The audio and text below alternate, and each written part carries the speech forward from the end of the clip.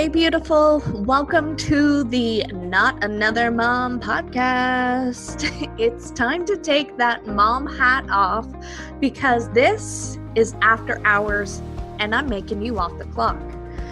This podcast is here to help you know your worth because damn girl, you're a goddess who deserves to live the life of your dreams.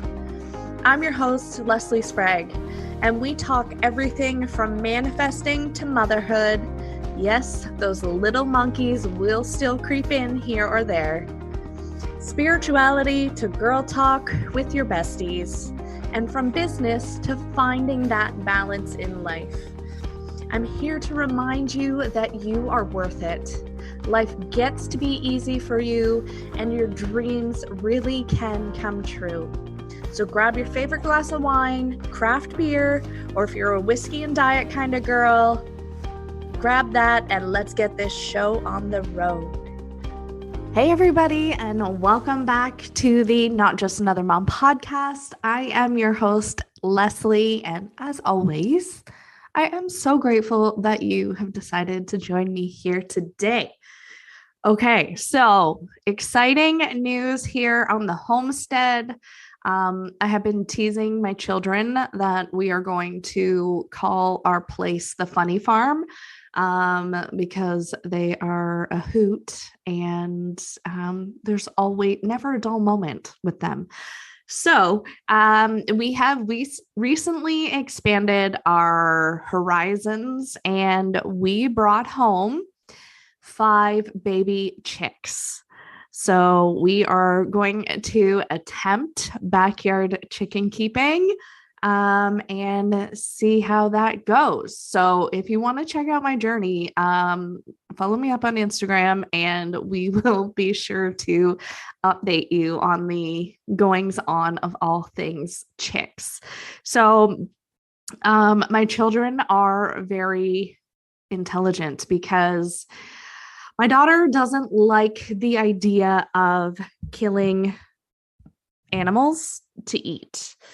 And I fully support if that's her decision, then that's great. But I also politely remind her that if you don't eat meat, it doesn't mean you just get to eat like crackers and chips and all the like junk food stuff. What it really means is you need to eat more vegetables.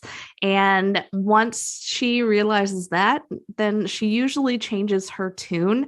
And it's not like she doesn't like meat. It's a little bit more of the process of eating or killing the animal that she doesn't like. And I understand that.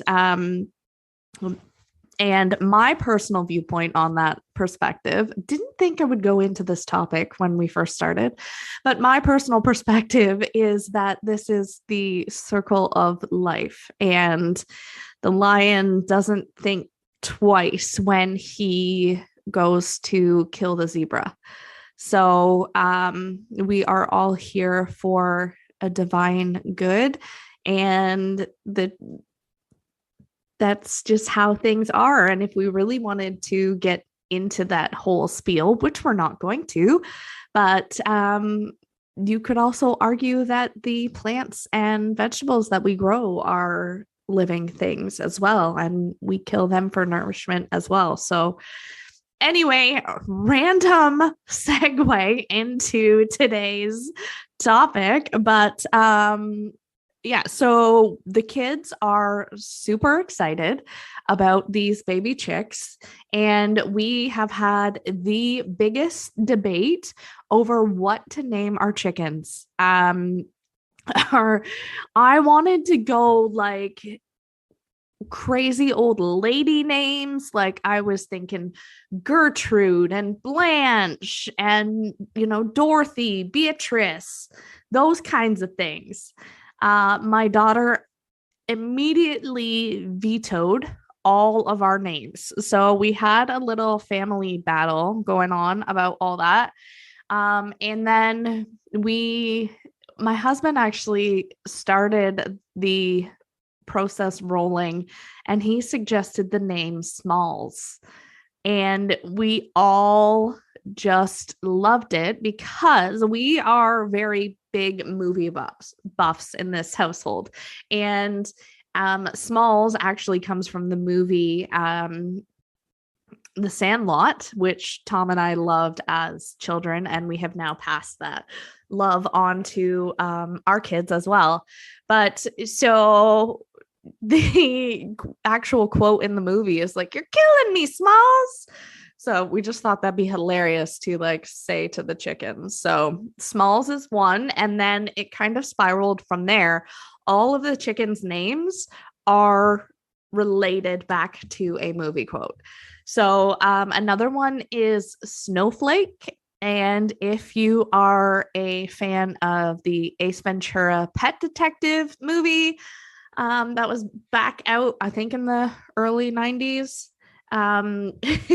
There is when he's hunting for the dolphin Snowflake, he comes into a shark tank and he sees a shark and he's like, "That's not Snowflake," and starts running. So that's another name. Now the next name, even though it is a boy's name, we didn't really care because this is a favorite movie. Actually, I think it's my husband's favorite movie of all time. And the next chicken's name is Kevin. So we were just kind of thinking like it'd be freaking hilarious if we just said, "Kevin, what did you do to your room?" Or like the coop from the movie Home Alone. So fun fact. The next movie or name is the name Blue, which comes from, I feel like I'm telling you, deep, dark Greek mythology, like origins of words, but it's not that deep. Anyway, the kids have not seen this movie, but because it's a little too graphic for them still, but it's a Will Ferrell movie, old school. And in one of the scenes, they yell out, "You're my boy, Blue." Only we'll have to change it to like, "You're my girl, Blue." And this chicken actually is going to lay blue eggs. So it's kind of fitting. And then the last one is Margot, and she is from another Christmas movie, Christmas Vacation. We find ourselves all the time in the middle of the house. Somebody can just say, "Why is the carpet all wet, Dad?" And somebody else in the house will answer with, "I don't know, Margot." So there is your history. It was probably way longer than it needed to be about the history of the names of our chickens. And we are super excited for this journey. So we won't actually get eggs until probably September, from what I am learning. They don't start laying eggs till roughly around 18 weeks. So we just have a summer of fun with them right now. Just making sure they're eating and all that fun stuff. But let's dive into today's topic. With the long weekend coming up and the Easter holiday, one of the things we quite often forget to do is protect our energy. And, you know, maybe your family is completely back to normal. And I know a lot of people have a lot of family things, gatherings on the weekend. And sometimes we forget to take care of our energy. We just get so caught up and so busy with the goings on of these holidays that we forget to take care of ourselves first. And when we are not taking care of ourselves first, that's when we get depleted, and that's when our energy begins to dwindle. is when we are so busy focusing outward that we forget to take care of inward. So, a few tips and tricks. If you are going to a family event where, some of the people might not be your favorite, but you have to take care of your energy in those situations. One of the favorite things I like to do is bubble up. So, what that means is imagining that you are in a giant white golden bubble of protective energy. If when you were a young kid, you used to say the saying, "I'm rubber, you're glue, bounces off me and sticks to you." Just kind of envision that your outer bubble has that sort of bounciness to it. So it just doesn't come into your field of energy. And it's just like also putting on your suit of armor. One of the things I don't think I've talked about before is also making sure as moms, our kids are more sensitive to the energies around us, and they don't know how to process things like this. So watch for the signs and learn how to teach your children to protect their own energy. I've heard of, now this is kind of off topic, but I've heard of an amazing thing that some parents have done. Now, this is when their kids are older and, they're staying at friends' houses a bit more. If your child doesn't want to go, then you can become the fall person. And if they come to you and say, whether you have a secret code word or whatever, Mom, I don't really want to go. Can you just say no? Honoring that factor and really tuning into and paying attention to your child's energy when they are in these spaces, because sometimes they don't realize how to protect their own energy, and they wouldn't. They're just learning all these new things. So tuning into your kids and listening to what's going on with them, and not just listening to their verbal cues as to what's going on with them, but also listening to their energy, because mothers have that sense, right? We can tell. And if you need to leave a situation early because you're picking up on something from that kid, listen to that, trust that.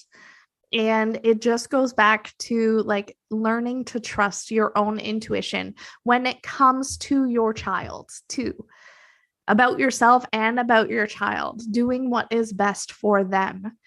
So if you're getting the instinct that, this maybe isn't the right time, or there's something telling me that not to go today, honor that, because that is how you strengthen that muscle, by listening to it more and more. And, whether you're teaching your kids to bubble up their energy as well when they go into these situations.